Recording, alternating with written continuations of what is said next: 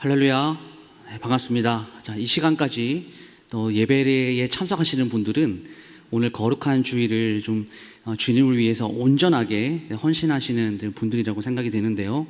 오늘 이 오후뿐만이 아니라 오늘 저녁까지 참석하시면 완벽한 이 주일을 잘 보내실 것 같습니다. 오늘도 함께 예배하시는 모든 우리 성도님들의 심령 가운데 하나님의 은혜와 평강이 가득 넘치기를 주님의 이름으로 축복합니다. 네, 오늘은 순종하는 믿음이라는 제목으로 하나님 말씀을 나누겠습니다. 오늘 함께 읽었던 이 본문의 말씀은 예수 그리스도께서 제자들에게 말씀하신 이 제자로서의 지켜야 할 자세와 본분, 이 주제의 말씀이 기록이 되어 있는데요. 예수님께서 직접 제자들에게 이 말씀하신 부분이기 때문에 이 한 절 한 절 어떤 의미가 있는지, 그리고 오늘 이 말씀을 듣는 우리들에게는 예수님께서 어떤 교훈을 주고 계시는지 오늘 이 본문 중심으로 그 주님의 마음을 아는 귀한 시간이 될 수 있었으면 좋겠습니다. 오늘 예수님의 말씀은 좀 세 가지 부문으로 나누어 볼 수가 있는데요. 먼저 1절부터 4절까지의 말씀은 크게는 용서에 대한 가르침에 대한 부분입니다. 그리고 5절에서 6절은 믿음에 대해서 가르쳐 주시고요. 그리고 7절에서 10절까지의 말씀은 이 종이 할 일에 대한 가르침, 이것을 좀 다른 제목을 붙여보면 그리스도인의 일하는 자세로 이야기할 수가 있습니다. 이렇게 나누어 볼 수가 있어요. 먼저 예수님께서 이 용서에 대해서 어떤 가르침을 주셨을까, 그것을 좀 살펴보기 전에 용서에 대해서 말씀하시기 전에 어떤 말씀을 하셨는지 먼저 좀 보기를 원하는데요. 실족케 하는 죄에 대해서 예수님께서 말씀하십니다. 2절 말씀을 보시면 그가 이 작은 자 중에 하나를 실족하게 할진대 차라리 연자 맷돌이 그 목에 매여 바다에 던져지는 것이 나으니라 라고 기록을 합니다. 실족하게 되면 연자 맷돌이 목에 매여서 바다에 던져지는 것이 낫다라고 이렇게 말씀을 하시는데, 그러면 도대체 이 실족해 하는 것, 이것이 무엇이길래 이처럼 오늘 보면 이렇게 무시무시한 말씀을 예수님께서 하고 계시는 것일까요? 이 실족이라는 이 단어의 원뜻은요, 덫, 올가미, 함정, 죄를 짓게 하는 것이라는 뜻이 있습니다.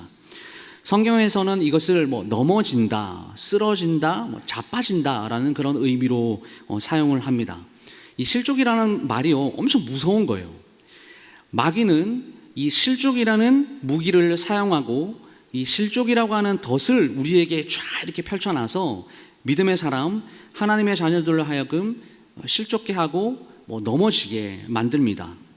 예수님께서도 이 실족케 하는 것에 대해서 교훈을 주셨는데요. 산상수훈의 말씀에서 이런 말씀이 있어요. 눈과 손이 너로 실족하게 하거든 빼어버리라. 눈과 손이 하나 없어지고 온 몸이 지옥에 던져지지 않는 것이 더 유익하다, 이렇게 말씀을 하시면서 이렇게 걸려서 넘어뜨리게 하는 이 실족하는 죄가 얼마나 무서운 것인지를 말씀을 하셨습니다. 본문도 그렇죠. 실족하게 하면 어떻게 한다고 되어 있습니까? 연자 맷돌에 목을 메어서 바다에 던져버려라, 이렇게 이야기를 하고 있어요. 그러므로 사랑하는 여러분, 우리가 이제 교회 공동체로 모였습니다. 교회 공동체를 이루어 살아가고 있습니다. 우리 광현교회에서 함께 신앙생활을 하면서 믿음의 진보가 있고 믿음이 자라나야 하죠. 우리 안에 믿음에서 넘어지도록 하시는 분들이 계시다면, 이 실족케 하는 사람이 있다면 이걸 하나님께서 아주 큰 죄로 보신다라는 것을 우리가 기억해야 합니다. 이 공동체 모든 성도들에게 긍정적이고 또한 칭찬해주고 좋은 말로 격려하고 위로해주고, 또 어떻게 하면 우리 성도님들이 믿음을 잘 지킬 수 있을까, 믿음을 성장케 할 수 있을까, 이것을 서로가 함께 고민하면서 또한 도와주고 기도해줘야 된다. 이게 교회 공동체로서 우리가 서로에게 할 일이다라는 것을 이 본문을 통해서 잠시 묵상해 볼 수가 있을 것 같습니다.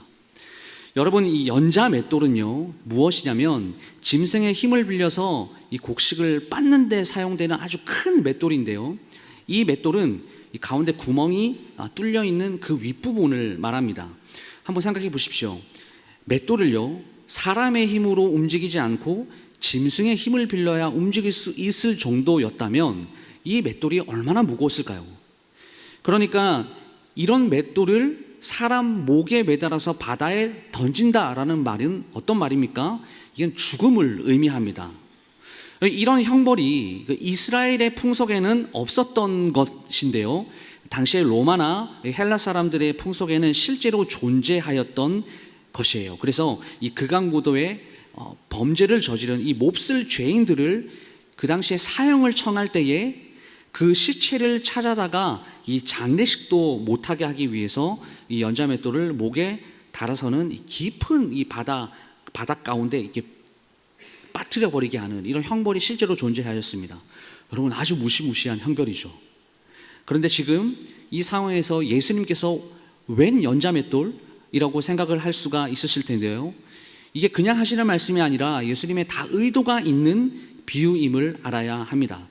이 제자들에게 지금 이 연자맷돌을 비유로 말씀하시고자 하는 그 진짜 진리, 진짜 참된 의미는 무엇이냐면 바로 이겁니다. 다른 사람을 실족해 하는 죄, 믿음에서 넘어뜨리게 만들고 믿음이 자라지 못하도록 방해하는 그 죄가 얼마나 큰 죄인가, 이것을 알고 너희들이 그것을 경계하고 조심하라 라는 의미로 지금 예수님께서 제자들에게 말씀하고 있어요. 그리고 바로 이어서 3절과 4절 말씀 보시면요, 너희는 스스로 조심하라. 만일 내 형제가 죄를 범하거든 경고하고 회개하거든 용서하라 라고 되어 있습니다. 4절 말씀에도 하루에 7번이라도 죄를 짓고 7번 내게 돌아와 내게 회개하노라 하거든 너는 용서하라 라고 말씀을 하십니다. 이제 예수님께서 제자들에게 용서에 대한 가르침을 주시는데요, 하루에 7번이라도 회개하고 돌아오면 죄를 범하고 회개하거든 용서하라라고 말씀을 하십니다. 너무 많이 들어보셨죠? 이 7번이라도 용서하라는 이 말, 이것은 완전수기 때문에 횟수에 관계없이 용서하라라는 그런 말입니다. 그래서 여기서 이 용서의 의미는 모든 죄를 없애준다라는 그런 뜻이 있습니다. 마치 이 빚을 탕감해 주듯이 다시는 그 죄를 묻지도 않고 들추는 일도 없을 것이다 라고 하는 것이에요. 그런데 용서는 단순하게 너가 지금 저지른 그 죄에 한 번의 그 죄를 묻지 않겠다라는 것으로 그치지 않고요, 이걸 더 확정을 시켜보면 한 번 지은 죄뿐만이 아니라 그 사람이 죄를 반복하는 그 연약함까지도 용서한다라는 의미가 있어요. 더 나아가서 그 사람의 죄를 저도 함께 지겠습니다 라는 그런 의미가 있습니다. 어떻게 우리 인간이, 죄인인 인간이 이런 의미의 용서를 타인에게 할 수 있을까요? 그 능력과 그 힘은 바로 예수님을 통해서 알 수가 있습니다. 예수님이 진짜 우리의 모델이 되신다라는 겁니다. 예수님은 모든 그 인류의 죄를 대신 짊어져 주셨고요, 십자가의 길을 걸어가심으로써 용서의 완전함을 우리에게 보여주셨죠. 그리고 나서 우리에게 어떤 교훈을 주고 있습니까? 내가 십자가에서 모델로 보여줄 그 참된 용서를 너희들도 몸소 실천하며 이 제자의 삶을 살아라, 지금 이렇게 명령하고 계십니다.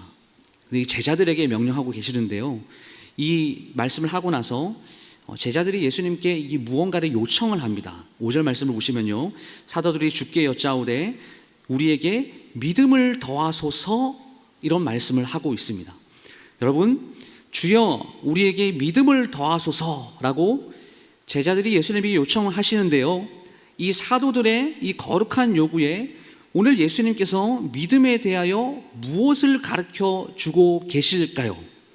6절 말씀입니다. 주께서 이르시되 너희에게 겨자씨 한 알만한 믿음이 있었더라면 이 뽕나무더러 뿌리가 뽑혀 바다에 심기어라 하였을 것이요 그것이 너희에게 순종하였으리라 라는 말씀을 하셨습니다.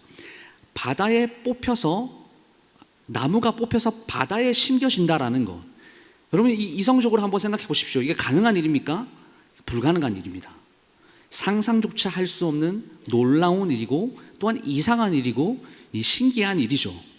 근데 이 예수님의 말씀이 오늘 우리에게 동일하게 예수님께서 우리에게 전해주셨다면, 그것이 우리에게 들려졌다면 아마 이 말씀을 듣고 좀 두 가지의 생각이 들 수 있을 것 같아요. 하나는 좀 절망감입니다. 겨자씨 한 알만한 믿음이 있어도 이 뽕나무가 바다에 옮겨 심기우는 일이 일어날 수 있다라고 하는데 도대체 내가 가진 믿음은 무엇인가? 라고 하는 이 절망감과 또한 좌절감인 것이죠. 또 다른 하나는요, 반대로 이 믿음을 잘못 오해하여서 겨자씨만한 믿음을 구하는 것이에요. 제가 전제를 붙였습니다. 오해된 믿음입니다.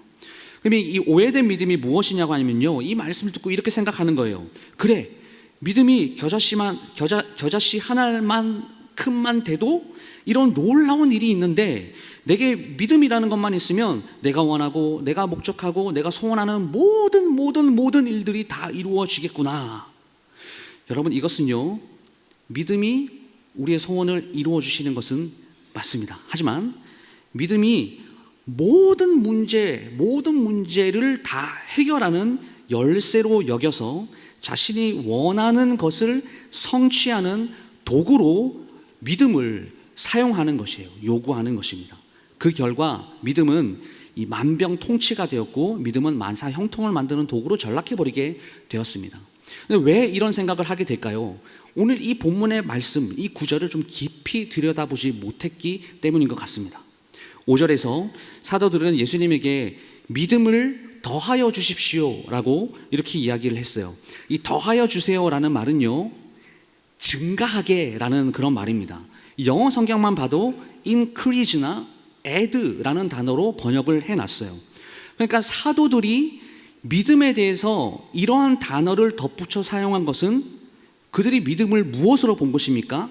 믿음을 양으로 보았다라는 것을 우리에게 알려줍니다.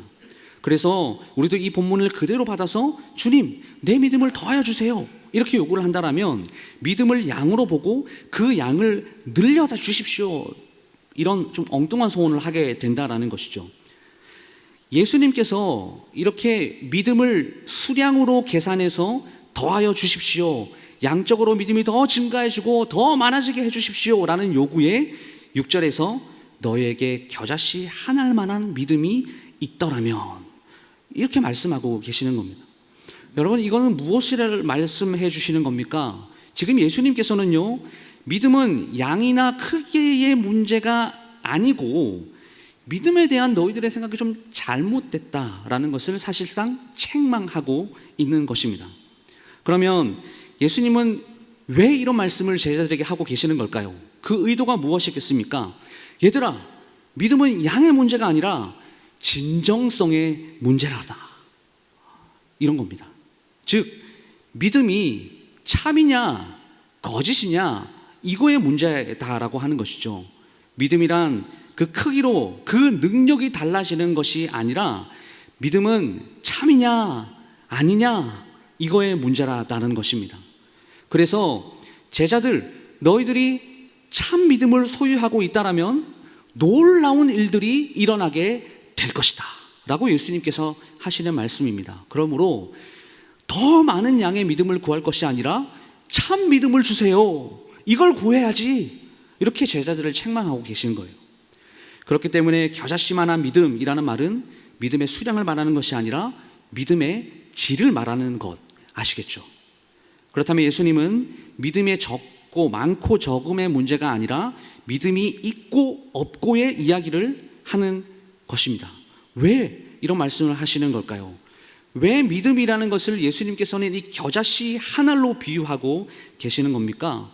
믿음이 생명력이 있기 때문입니다. 믿음이 생명력이 있기 때문에 그 겨자씨를 뿌리면 어떻게 됩니까? 씨가 자라고 나무가 되고 그리고 믿음도 자라게 되는 것이죠. 그래서 하나님 나라를 이루게 되는 겁니다. 여러분, 뽕나무가요, 실제로 뿌리를 아주 깊게 박아서 오래 사는 나무입니다.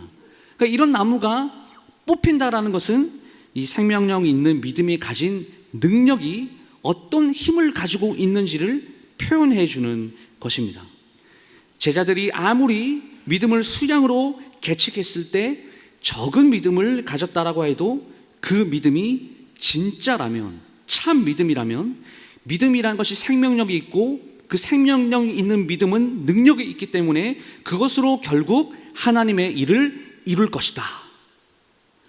그렇기 때문에 여러분, 우리도요, 실망하지 마십시오. 겨자씨만한 작은 믿음이라도 그 믿음이 진정성이 있고 그 믿음이 참 믿음이라면 하나님께서 그 믿음을 사용하셔서 큰 일을 이루실 것입니다. 우리 모두는 바로 이 사실을 전적으로 신뢰해야 합니다. 우리가 인간관계에서 상처받기 쉬운 부분이 바로 누가 나를 알아주지 않아서일 것입니다. 상대방이 내 상황이나 어떤 기분을 알아줄 것 같은데 그렇지 않을 경우에, 나를 인정해 줄 만한 사람들이 나를 인정해 주지 않을 때 사람들은 마음이 불편해지고 그 안에 평화가 사라지는 것이죠. 특별히 사역을 하시는 분들, 특별히 또 일을 하시는 분들, 대체적으로 좀 그런 경향이 있는 것 같습니다. 어떤 큰 일을 이룬 뒤에 정당한 평가를 받고 싶고 정당한 보상을 받고 싶어 하죠. 내 수고의 대가를 어떻게 해서든지 보상받고 싶어 합니다. 그러나 그것이 채워지지 않았을 경우에 매우 서운해 하고요, 인정받지 못할 경우에는 더욱 아쉬워하는 것이 우리 인간들이다라는 것이죠. 그래서 이 믿음을 말씀하신 그 다음에 오늘 본문에서는 종이 해야 할 일에 대한 가르침, 다시 말해서 그리스도인들의 일하는 자세가 잘 나와 있습니다. 오늘 10절 말씀을 다 같이 한번 읽도록 하겠습니다. 시작.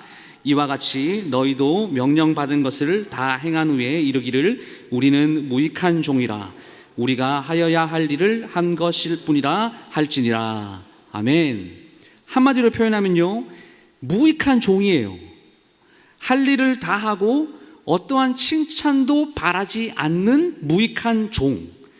그 일을 하는 것은 종으로서 당연한 일이기 때문입니다. 여러분, 원래 하나님의 일은 사실 이렇게 해야 합니다. 구약의 선지자들이요, 어떻게 사역했는지, 어떻게 일했는지 여러분들 아시죠? 하나님의 말씀을 위탁받고 그 말씀을 백성에게 하나도 덧붙이지 않고 가감없이 전했습니다. 그러면 구약의 선지자들이 그렇게 하나님의 말씀을 다 전하고 가감없이 전했을 때 하늘에서 곧장 어떠한 좋은 보상이 내려오고 사람들로부터는 인정과 존경을 받았던 것이 아니죠. 여러분, 예레미야를 한번 보십시오. 예레미야는 하나님의 말씀을 선포했을 때요, 결국 매국노가 되어서 감옥에 갇히는 신세가 되었고, 귀족 출신이었던 이사야는요, 아주 비참한 죽음을 맞이했습니다. 세상을 창조하신 그 하나님의 종으로서의 역할을 너무나 충실하게 잘 수행하였는데 돌아오는 것은 영광에 대한 보상이 아니라 고난이었던 것이죠. 오늘 본문에서 우리는요, 약한 자를 돌아보시고 사랑해 주시는 그 주님의 마음을 좀 확인할 수가 있습니다. 당시에 예수님을 따르던 그런 사람 중에서는 세리나 여자, 죄인, 사마리아인, 이방인 같은 이 사회적인 약자가 많이 있었습니다. 하지만 이 오늘날 교회나 이 사회도 마찬가지지만 당시에도 이런 사회적인 약자들에 대한 차별과 멸시가 만연해 있었다는 것이죠. 어떻게든 한 영혼이라도 더 많은 영혼을 구원하기 원하셨던 그 주님께서는 이런 약자들을 넘어뜨려서 실족해 해서는 안 된다라는 것을 오늘 제자들에게 엄중하게 경고하셨습니다. 또한 형제가 죄를 범하면 그를 책망하고 정죄하고 판단하는 것이 아니라 그가 회개하면 용서해야 한다라는 것을 가르쳐 주셨습니다. 죄에 대한 징계와 그 죄인에 대한 긍휼을 함께 말씀하셨던 것이죠. 우리는 죄를 지은 사람들을 판단하고 정죄하여서 징계하는 것은 참 잘하는 것 같은데 그 사람을 용서하고 품어주는 일은 쉽게 하지 못하는 것 같습니다. 그러나 우리 주님께서는 오늘 말씀을 통해서 회개하는 자를 향한 그 무한한 사랑과 용서를 우리에게 요구하신 것입니다. 용서를 구하는 자에게 계속해서 용서해 주다라는 그 말씀하시는 그 주님의 가르침, 여러분, 이게 어떻게 가능하겠어요? 이런 의문으로 제자들은 우리에게 주님, 그 능력을 우리에게 주십시오, 믿음을 더하여 주십시오 라고 예수님께 요청했습니다. 주님께서는 믿음을 양으로 계산하지 않고 겨자씨 하나만한 믿음을 비유하여 말씀을 해주셨죠. 믿음의 질적인 차원, 즉 제자로서 지녀야 할 태도를 순종하는 마음으로 진심으로 따르고 실천해야 한다는 것을 오늘 제자들에게 가르쳐 주셨습니다. 여러분, 우리들도 너무나 잘 알고 있듯이 이 당시에 예수님을 따랐던 제자들은 주님을 따르면서 주님께서 보여주셨던 수많은 기적과 그 능력을 체험했습니다. 그런데도 제자들은 어떻습니까? 여전히 세상의 욕심들을 버리지 못하고 미련을 가지다가 믿음이 약해지고 그로 인해서 아무런 능력을 일으키지 못하는 지경에 이르게 됩니다. 그러니까 이런 이유들 때문에 제자들은 그 능력을 발휘하게 해달라고, 믿음을 더해달라고 이렇게 요청을 했던 것인데, 이런 제자들에게 예수님께서는 믿음의 양이 중요한 것이 아니라 가시적으로 나타나는 종교 행위를 더 중요하게 여기지 말고 묵묵하게 조용히 순종하는 믿음과 절대적인 믿음으로 생활해야 할 것을 제자들에게, 그리고 오늘을 살아가는 우리에게 동일하게 가르쳐 주시고 있다는 사실을 우리가 반드시 기억해야 합니다. 사랑하는 성도 여러분, 결국 오늘 본문에 나타난 이 예수님의 여러 가지 가르침, 실족케 하는 죄에 대한 경계, 용서에 대한 가르침, 믿음에 대한 가르침, 종이 할 일에 대한 가르침, 이런 가르침들을 이 제자들에게 주시는 이유가 있습니다. 그것은 먼저는 인간이 실패한 하나님의 율법을 예수 그리스도께서 완전히 순종하여 예수님은 율법을 완성하시는 분이다라는 것을 알게 하기 위함입니다. 여러분, 실제로 우리 예수님은 이 땅에 오셔서요, 모든 율법을 순종으로 완성하셨습니다. 그래서 말씀을 순종하는 것, 제자들 너희들도 그 순종하는 믿음을 지켜 행하라 라는 것을 가르쳐 주시기 위함입니다. 오늘날 우리도 마찬가지입니다. 그 그리스도께서 걸으셨던 그 순종의 길을 믿음을 가지고 버티면서 묵묵하게 마지막 날까지 걸어가는 사람들에게는 예수님께서 이 땅에 다시 재림하시는 그날에 의의 명률관이 예비되어 있다는 것을 기억하시기를 소망합니다. 또한 예수님을 통해서 하나님의 성품을 알려주고 싶어서입니다. 하나님은 눈에 보이지 않으시죠. 그런데 눈에 보이지 않는 속성과 성품들을 가지고 계십니다. 그런데 그것을 성육신 하셔서 이 땅에 오신 예수 그리스도를 통하여 보여주셨어요. 동일합니다. 오늘 예수님께서 가르쳐 주신 어떻게 용서를 해야 하는지, 믿음은 무엇인지, 종은 누구인지에 대한 가르침을 통해서 은혜와 자비로우신 그 하나님의 성품, 우리에게 믿음을 주시고 순종하게 하시는 그 신실하신 하나님의 성품, 낮은 곳에서 우리를 먼저 섬기셨고 영원토록 사랑해 주시는 그 사랑의 하나님의 그 성품, 그 무한하시고 영원하시고 전지전능하신 하나님이 누구인지를 예수님을 통하여 드러내 보여주신다라는 사실입니다. 왜 그렇습니까? 예수님이 하나님의 본체이시기 때문에, 오직 예수 그리스도를 믿는 그 믿음으로만 구원을 받을 수 있는 그 유일한 길을 하나님께서 열어주셨기 때문에, 그래서요, 예수님을 통해서 하나님을 알고 하나님을 믿도록, 그래서 죽음에서 건짐받아 구원 백성 삼으시려는 그 하나님 아버지의 마음, 그 마음을 오늘 예수님의 가르침을 통해 알 수 있다라는 것입니다. 말씀을 마무리하겠습니다. 고린도전서 4장 20절 말씀 보시면요, 사도 바울이 이 고린도 교회를 향해서 이렇게 편지했습니다. 하나님의 나라는 말에 있지 아니하고 오직 능력에 있습니다. 사랑하는 성도 여러분, 이 땅에 오신 그 참된 믿음을 가지고, 순종하는 믿음을 가지고 주님과 동행하는 삶을 살 때에 하나님의 능력이 우리를 통하여 드러나게 될 것을 믿으시길 바랍니다. 여러분, 스스로 해결할 수 없는 일을 해결하고 싶으십니까? 그렇다면 참 믿음을 가지고 예수님처럼 절대 순종의 믿음을 가지고 기도하시길 바랍니다. 참 믿음을 가지게 해주십시오. 주님을 더욱더 알길 원합니다. 이렇게 기도하시길 바랍니다. 그렇게 할 때에 하나님을 통한 능력이 나타나게 될 것을 또한 믿으시기를 주님의 이름으로 축복합니다. 우리의 신앙의 여정이 참 믿음 안에서 순종하는 믿음을 가지고 살아가는 우리 모두가 될 수 있기를 주님의 이름으로 축복합니다.